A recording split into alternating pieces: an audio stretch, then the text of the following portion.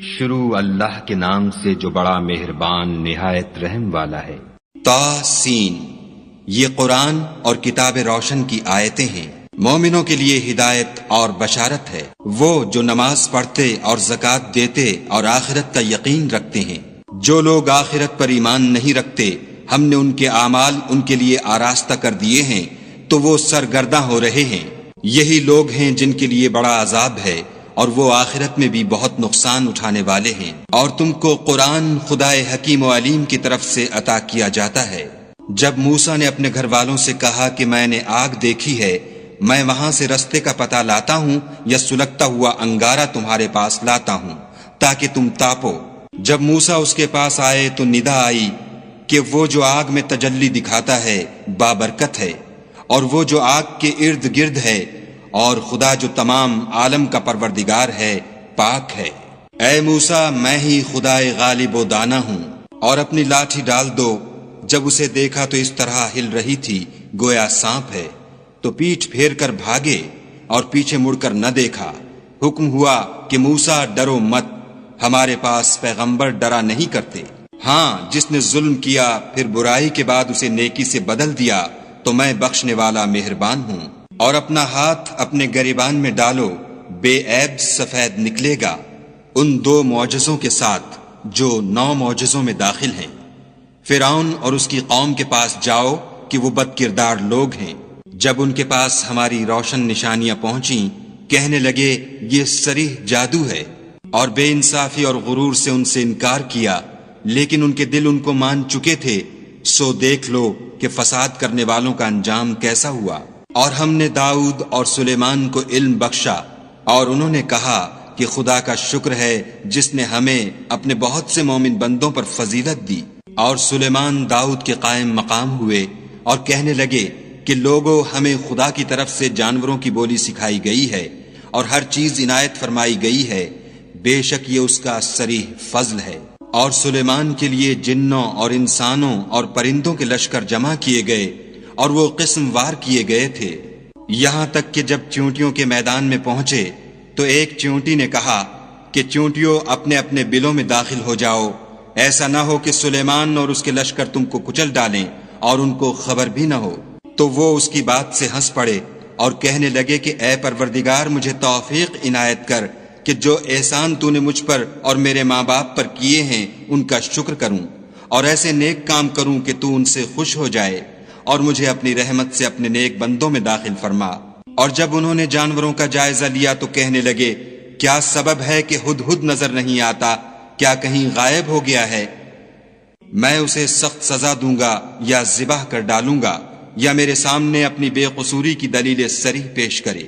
ابھی تھوڑی ہی دیر ہوئی تھی کہ ہدہد موجود ہوا اور کہنے لگا کہ مجھے ایک ایسی چیز معلوم ہوئی ہے جس کی آپ کو خبر نہیں، اور میں آپ کے پاس شہر سبا سے ایک یقینی خبر لے کر آیا ہوں۔ میں نے ایک عورت دیکھی کہ ان لوگوں پر بادشاہت کرتی ہے اور ہر چیز اسے میسر ہے، اور اس کا ایک بڑا تخت ہے۔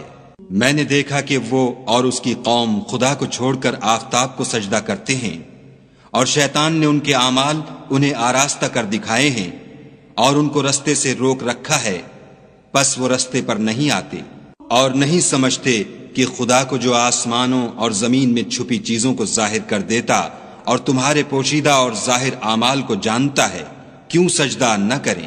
خدا کے سوا کوئی عبادت کے لائق نہیں، وہی عرش عظیم کا مالک ہے۔ سلیمان نے کہا اچھا، ہم دیکھیں گے تو نے سچ کہا ہے یا تو جھوٹا ہے۔ یہ میرا خط لے جا اور اسے ان کی طرف ڈال دے، پھر ان کے پاس سے پھر آ اور دیکھ کہ وہ کیا جواب دیتے ہیں۔ ملکہ نے کہا کہ دربار والوں، میری طرف ایک نامہ گرامی ڈالا گیا ہے، وہ سلیمان کی طرف سے ہے، اور مضمون یہ ہے کہ شروع خدا کا نام لے کر جو بڑا مہربان نہایت رحم والا ہے، بعد اس کے یہ کہ مجھ سے سرکشی نہ کرو اور مطیع و منقاد ہو کر میرے پاس چلے آؤ۔ خط سنا کر کہنے لگی کہ اے اہل دربار، میرے اس معاملے میں مجھے مشورہ دو، جب تک تم حاضر نہ ہو اور صلاح نہ دو میں کسی کام کو فیصل کرنے والی نہیں۔ وہ بولے کہ ہم بڑے زور آور اور سخت جنگجو ہیں، اور حکم آپ کے اختیار ہے تو جو حکم دیجیے گا اس کے معال پر نظر کر لیجیے گا۔ اس نے کہا کہ بادشاہ جب کسی شہر میں داخل ہوتے ہیں تو اس کو تباہ کر دیتے ہیں اور وہاں کے عزت والوں کو ذلیل کر دیا کرتے ہیں، اور اسی طرح یہ بھی کریں گے۔ اور میں ان کی طرف کچھ تحفہ بھیجتی ہوں اور دیکھتی ہوں کہ قاصد کیا جواب لاتے ہیں۔ جب قاصد سلیمان کے پاس پہنچا تو سلیمان نے کہا، کیا تم مجھے مال سے مدد دینا چاہتے ہو؟ جو کچھ خدا نے مجھے عطا فرمایا ہے وہ اس سے بہتر ہے جو تمہیں دیا ہے۔ حقیقت یہ ہے کہ اپنے تحفے سے تم ہی خوش ہوتے ہوگے۔ ان کے پاس واپس جاؤ، ہم ان پر ایسے لشکر لے کر حملہ کریں گے جن کے مقابلے کی ان میں طاقت نہ ہوگی، اور ان کو وہاں سے بے عزت کر کے نکال دیں گے اور وہ ذلیل ہوں گے۔ سلیمان نے کہا کہ اے دربار والو، کوئی تم میں ایسا ہے کہ قبل اس کے کہ وہ لوگ فرما بردار ہو کر ہمارے پاس آئیں ملکہ کا تخت میرے پاس لے آئے؟ جنات میں سے ایک قوی ہیکل جن نے کہا کہ قبل اس کے کہ آپ اپنی جگہ سے اٹھیں میں اس کو آپ کے پاس لا حاضر کرتا ہوں، اور مجھے اس پر قدرت بھی حاصل ہے اور امانت دار بھی ہوں۔ ایک شخص جس کو کتاب الہی کا علم تھا کہنے لگا کہ میں آپ کی آنکھ کے جھپکنے سے پہلے اسے آپ کے پاس حاضر کیے دیتا ہوں۔ جب سلیمان نے تخت کو اپنے پاس رکھا ہوا دیکھا تو کہا کہ یہ میرے پروردگار کا فضل ہے تاکہ مجھے آزمائے کہ میں شکر کرتا ہوں یا کفران نعمت کرتا ہوں، اور جو شکر کرتا ہے تو اپنے ہی فائدے کے لیے شکر کرتا ہے، اور جو ناشکری کرتا ہے تو میرا پروردگار بے پرواہ اور کرم کرنے والا ہے۔ سلیمان نے کہا کہ مالکہ کے امتحان عقل کے لیے اس کے تخت کی صورت بدل دو، دیکھیں کہ وہ سوجھ بوجھ رکھتی ہے یا ان لوگوں میں سے ہے جو سوجھ نہیں رکھتے۔ جب وہ آ پہنچی تو پوچھا گیا کہ کیا آپ کا تخت بھی اسی طرح کا ہے؟ اس نے کہا کہ یہ تو گویا ہو بہو وہی ہے، اور ہم کو اس سے پہلے ہی سلیمان کی عظمت و شان کا علم ہو گیا تھا، اور ہم فرما بردار ہیں۔ اور وہ جو خدا کے سوا اور کی پرستش کرتی تھی سلیمان نے اس کو اس سے منع کیا، اس سے پہلے تو وہ کافروں میں سے تھی۔ پھر اس سے کہا گیا کہ محل میں چلیے۔ جب اس نے اس کے فرش کو دیکھا تو اسے پانی کا حوض سمجھا اور کپڑا اٹھا کر اپنی پنڈلیاں کھول دیں۔ سلیمان نے کہا یہ ایسا محل ہے جس کے نیچے بھی شیشے جڑے ہوئے ہیں۔ وہ بول اٹھی کہ پروردگار میں اپنے آپ پر ظلم کرتی رہی تھی، اور اب میں سلیمان کے ہاتھ پر خدائے رب العالمین پر ایمان لاتی ہوں۔ اور ہم نے سمود کی طرف ان کے بھائی صالح کو بھیجا کہ خدا کی عبادت کرو، تو وہ دو فریق ہو کر آپس میں جھگڑنے لگے۔ صالح نے کہا کہ اے قوم، تم بھلائی سے پہلے برائی کے لیے کیوں جلدی کرتے ہو، اور خدا سے بخشش کیوں نہیں مانگتے تاکہ تم پر رحم کیا جائے؟ وہ کہنے لگے کہ تم اور تمہارے ساتھی ہمارے لیے شگون بد ہیں۔ صالح نے کہا کہ تمہاری بدشگونی خدا کی طرف سے ہے، بلکہ تم ایسے لوگ ہو جن کی آزمائش کی جاتی ہے۔ اور شہر میں 9 شخص تھے جو ملک میں فساد کیا کرتے تھے اور اصلاح سے کام نہیں لیتے تھے۔ کہنے لگے کہ خدا کی قسم کھاؤ کہ ہم رات کو اس پر اور اس کے گھر والوں پر شبخون ماریں گے، پھر اس کے وارثوں سے کہہ دیں گے کہ ہم تو اس کے گھر والوں کے موقع ہلاکت پر گئے ہی نہیں، اور ہم سچ کہتے ہیں۔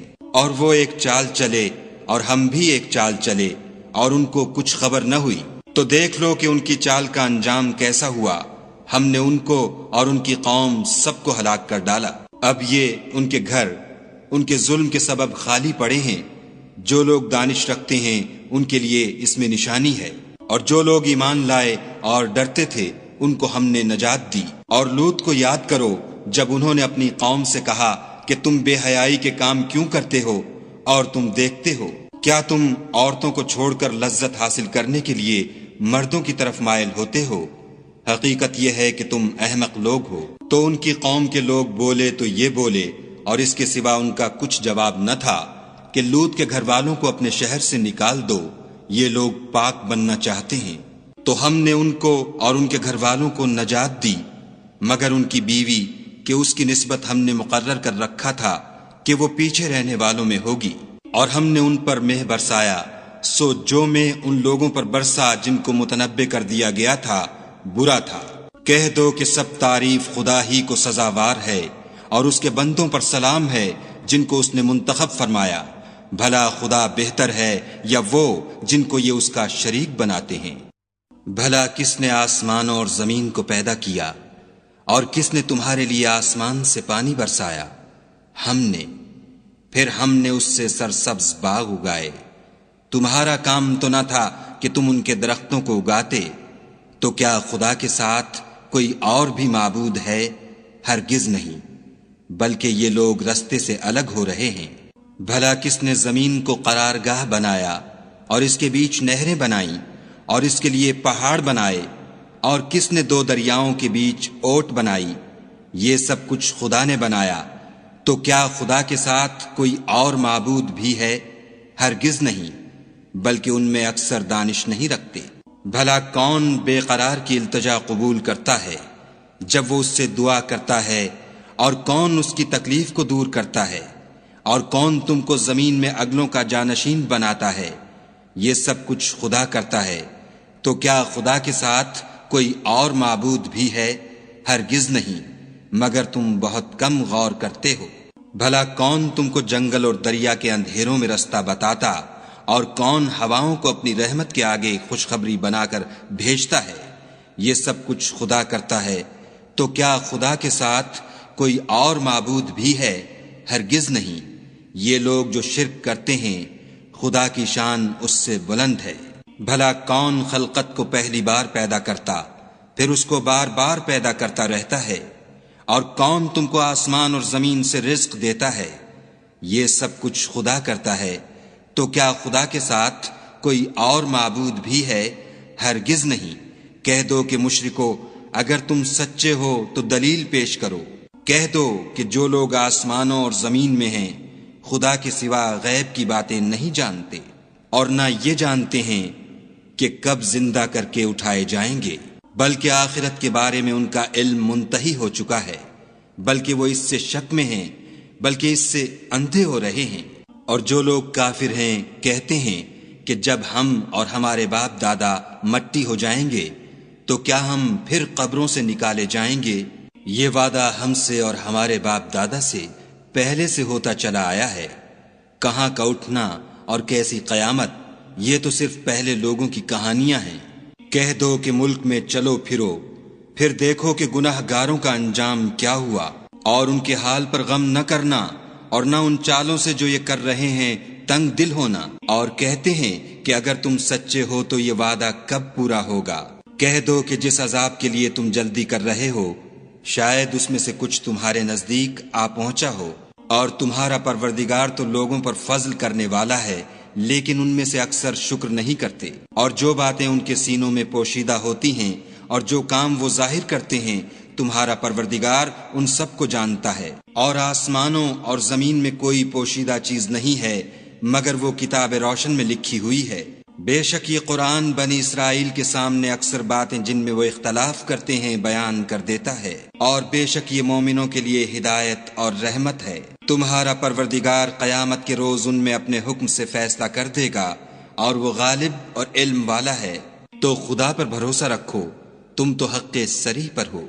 کچھ شک نہیں کہ تم مردوں کو بات نہیں سنا سکتے، اور نہ بہروں کو جبکہ وہ پیٹھ پھیر کر پھر جائیں آواز سنا سکتے ہو، اور نہ اندھوں کو گمراہی سے نکال کر رستہ دکھا سکتے ہو۔